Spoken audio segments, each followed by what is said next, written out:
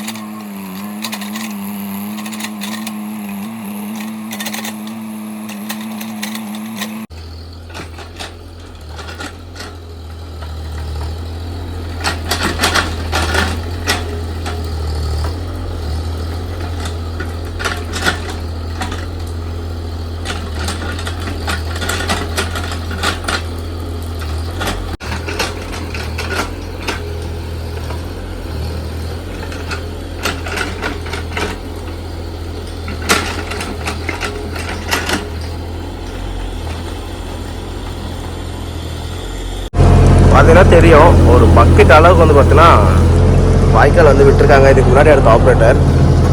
அதனாலே வந்து பார்த்தீங்கன்னா நமக்கு வந்து இந்த அளவுக்கு கேட்டுக்கு கொடுக்காதீங்க. போன வருஷம் எடுத்தது வந்து பார்த்தீங்கன்னா ரொம்ப அகலமாக எடுத்துட்டாரு. நீங்கள் கரெக்டாக எடுத்துகிட்டு கிட்டவே எடுத்து கொடுங்க போதும் அப்படின்னு சொன்னதுனால நம்ம கிட்ட கொடுத்துருக்கோங்க. அதெல்லாம் தெரியும்.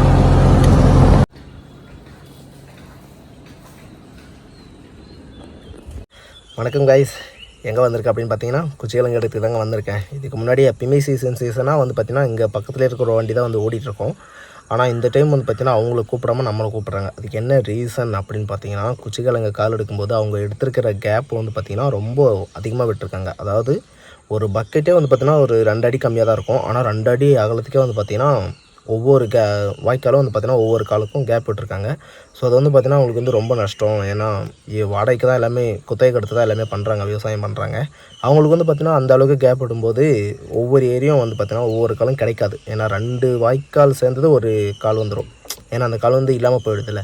அதனால் வந்து பார்த்திங்கன்னா ரொம்ப மிஸ் ஆகுது அப்படின்னு சொல்லிட்டு போன வருஷம் வந்து பார்த்திங்கன்னா ரொம்ப நஷ்டமாயிடுச்சு அப்படின்னு சொன்னாங்க. ஸோ அதனால் வந்து பார்த்திங்கன்னா அவங்கள கூப்பிடாம நம்மளை கூப்பிட்றதுக்கு காரணம் என்ன அப்படின்னு பார்த்திங்கன்னா இதே இடத்துல இல்லை, கொஞ்சம் ஒரு 500 மீட்டருக்கு அந்த பக்கம் வந்து பார்த்திங்கன்னா ரம்ஜான் டைமில் நான் வந்து வண்டி ஓட்டிகிட்டு இருந்தேன். அந்த இடத்துல வந்து பார்த்திங்கன்னா அவங்களுடைய அண்ணன் தம்பி 2 பேருமே வந்து பார்த்திங்கன்னா அவங்க வேலை நான் செய்யும்போது அதை வந்து பார்த்துட்டு ஓகே இவன் வேலை வந்து நல்லாயிருக்கு அப்படின்னு சொல்லிட்டு வந்து பார்த்திங்கன்னா நம்மளே கூப்பிட்ருந்தாங்க. இப்போ வந்து பார்த்திங்கன்னா இன்றைக்கி காலையில் தான் வந்து வேலை ஸ்டார்ட் பண்ணது. வேலை வந்து பார்த்திங்கன்னா அவங்களுக்கு வந்து செஞ்ச உடனே ஓகேப்பா வேலை வந்து பிடிச்சி போச்சு, அவங்களுக்கு அந்த பிரச்சனை கிடையாது. ஆனால் அவங்க என்ன சொன்னாங்கன்னா முடிஞ்ச வரைக்கும் அகலம் அதிகமாக போடாமல் கிட்ட போடு, ரொம்ப அகலம் கொடுக்காத. போன வருஷமே எனக்கு ரொம்ப நஷ்டமாகிடுச்சு, அகலமாக அதிகமாக போடாத அப்படி சொல்லிட்டு சொன்னாங்க. ஸோ முடிஞ்ச வரைக்கும் நம்மளுடைய பெஸ்ட் என்னவோ அது மட்டும் தான் கொடுத்துருக்கேன். ஸோ அதனால் வந்து பார்த்திங்கன்னா வேலை வந்து அவங்களுக்கு ரொம்ப பிடிச்சி போச்சு. ஸோ அதே மாதிரி பக்கத்து காட்டுக்காரங்களும் வந்து பார்த்திங்கன்னா அவங்களே தான் கூப்பிடணும் அப்படின்ற மாதிரி இருந்தாங்க. வேறு வண்டி கூப்பிட்டுக்கலாம். ஸோ அவங்க கம்பெனிலே வேறு வண்டி இருக்காங்களா, வேறு ஆப்ரேட்டர்ஸ் இருக்காங்க, அப்படி அவங்கள கூப்பிட்டுக்கலாம் அப்படின்னு சொல்லிட்டு இருந்தவங்க இப்போ நான் எடுத்திருக்கேன் பார்த்தீங்களா, இதை பார்த்துட்டு ஓகே வேலை நல்லா இருக்குது, அதனால் வந்து பார்த்திங்கன்னா இவனே செய்யட்டும் அப்படின்னு சொல்லிட்டு வந்து பார்த்திங்கன்னா இருக்கிற எல்லா கையிலையும் நம்மளே எடுக்க சொல்லிட்டாங்க. ஸோ அதனால் வந்து பார்த்திங்கன்னா இந்த பிரச்சனை கிடையாது. வேலை வந்து நம்ம கரெக்டாக செஞ்சோம்னா, நான் வந்து என்னை பெருமைப்படுத்துறதுக்கோசம் நான் வந்து சொல்லலை. ஸோ என்னோடய வேலை அது மாதிரி வந்து பார்த்திங்கன்னா இருக்கிற உண்மையை தான் நான் சொல்கிறேன், தவிர போய் சொல்லலை. சரிங்களா? அதனால் வந்து பார்த்திங்கன்னா வருஷம் எடுக்கிறது அவங்க ஏன் விட்டுட்டு இதை வந்து எடுக்கணும்? இல்லை, எல்லாத்துக்கும் ஒரு காரணம் இருக்குல்ல. அது மாதிரி நானே உங்களுக்கு காட்டுறேன் எதுக்கு இந்த மாதிரி எடுக்கிறாங்க அப்படின்னு சொல்லிட்டு. ஏன்னா ஒரு அடி 1.5 அடி கேப் இருந்தால் கூட பரவாயில்ல, 2 அடி கிட்ட வாய்க்காலும் கேப் இருந்துச்சுன்னா ரொம்ப கஷ்டங்க. ஏன்னா அது ரொம்ப நஷ்டமாக இருக்கும்ல சைடுக்காரனுக்கு. பார்த்தீங்களா எப்படி இருக்கேன்? வேலையெல்லாம் முடிச்சுட்டு வந்து பார்த்தீங்கன்னா போய் வீடியோ எடுக்கேன். ஏன்னா வீடியோ எடுக்க முடியல, சைட்லேயும் 4 இருக்காங்க. வேலையெல்லாம் முடிச்சுட்டு போய் நிறுத்திட்டேன். இப்படி இருக்க பாருங்க, வெயிலில் வண்டி ஓட்டு பஞ்ச பரதேசி மாதிரி இருக்கேன் பார்த்தீங்களா. அதெல்லாம் அப்படி தான் இருக்கும் நம்ம வேலை. காலையில் ஃப்ரெஷ்ஷாக இருப்பேன். ஈவினிங் போகிற டைமில் வந்து பார்த்திங்கன்னா நாஸ்தி ஆகிடுவேன். ஓகேங்களா? வாங்க இன்றைக்கி எப்படி வேலை செஞ்சுருக்கு அப்படி சொல்லிட்டு பார்க்கலாம்.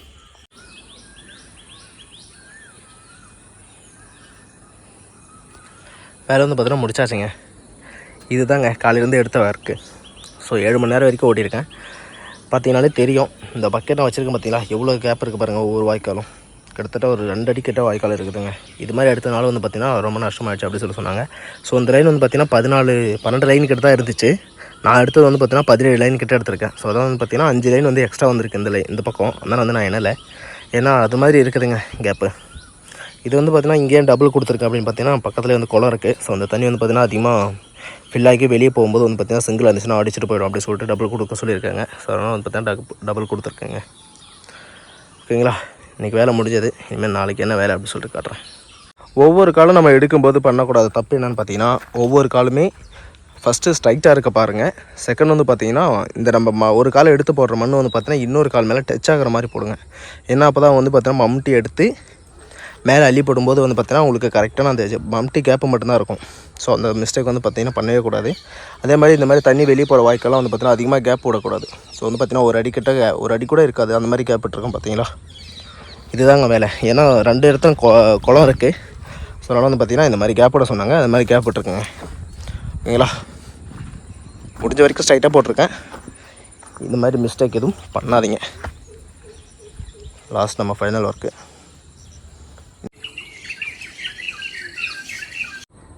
இன்றைக்கி வேலை ஃபுல்லாக முடிச்சாச்சுங்க. நேற்று இது வந்து பார்த்திங்கன்னா 7-2 ஓடிச்சு.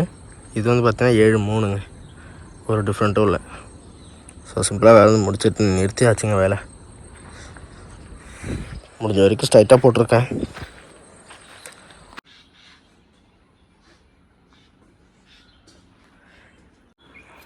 இன்னையோட வேலை வந்து முடிஞ்சதுங்க. So last final work. இன்னையோட 6 நாள் ஆகுது. இதோட லாஸ்ட்டுங்க. முடிஞ்ச வரைக்கும் கிட்ட போட்டு லைன் ஃபுல்லாகவே ஸ்ட்ரைட்டாக தாங்க போட்டிருக்கேன். மண் ரொம்ப மழை பெஞ்ச ஈரத்துலலாம் ரொம்ப கட்டியாக இருந்துச்சு ஆரம்பிக்கிற இடத்துலலாம். இப்போலாம் ரொம்ப காஞ்ச போய் ரொம்ப பொடி ஆகிடுச்சுங்க. மண் எடுத்து போகிறது ரொம்ப ஈஸியாக இருந்துச்சு. பில்லு கொஞ்சம் அதிகமாக இருக்குது, அவ்வளோதான், வேறு ஒன்றும் இல்லை.